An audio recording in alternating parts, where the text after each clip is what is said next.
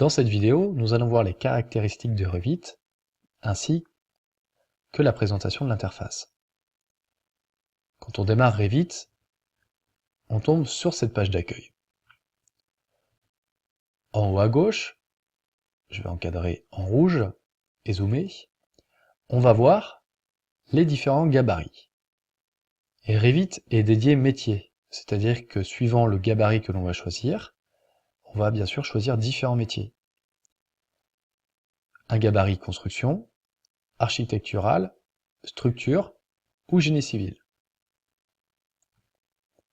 À droite, on va avoir ici les exemples de projets ou les projets récemment ouverts.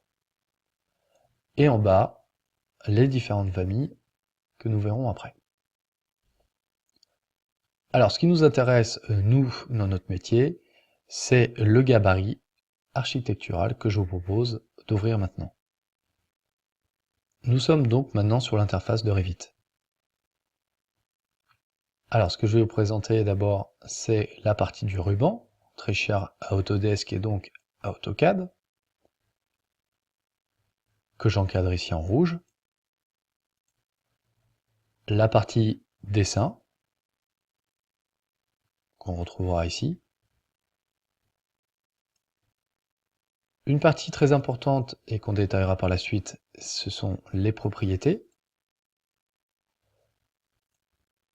et l'arborescence du projet, ici.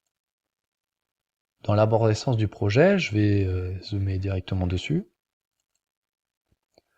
On va retrouver les différents éléments, c'est-à-dire le niveau, par exemple, le plan du plafond, la vue 3D et toutes les élévations du projet. On va retrouver aussi, et là je dézoome, la nomenclature, les légendes, les feuilles qui nous permettront d'imprimer, et les familles. On va retrouver la barre d'accès rapide aussi, ici. Je vous montrerai comment la configurer après. Un autre élément très important, c'est cette barre ici, que j'encadre toujours en rouge. C'est la barre d'état. Alors si je perds le panneau propriété et l'arborescence du projet, je peux les retrouver directement. Je vais aller sur l'onglet Vue qui se trouve ici.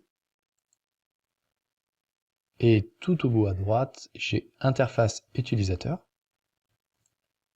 Je clique dessus et je peux les retrouver. C'est-à-dire qu'en décochant ici, je vais l'enlever ou la remettre. On la voit qui disparaît et qui apparaît en bas à gauche. Je décoche, elle disparaît, et je coche, elle réapparaît. Nous allons maintenant aborder la barre ici d'outils d'accès rapide. C'est-à-dire que je peux inclure des icônes ici. Par exemple, ligne fine, c'est ce qui va me servir à faire apparaître en fait les épaisseurs de ligne. Alors ce qui est intéressant là, c'est que quand je reste longtemps sur l'icône, il apparaît une vidéo qui va me détailler en fait quelle est la fonction exacte de cet outil. Alors pour l'ajouter à la barre d'accès rapide, eh bien je fais tout simplement clic droit et ajouter à la barre d'outils d'accès rapide. Voilà, et j'ai l'icône qui apparaît ici. Alors on va rajouter ces lignes fines, mais on va rajouter aussi la coupe. Donc là on va faire clic droit et ajouter à la barre d'accès rapide. Et là je vois bien que l'icône coupe et ligne fine sont dans la barre d'outils d'accès rapide.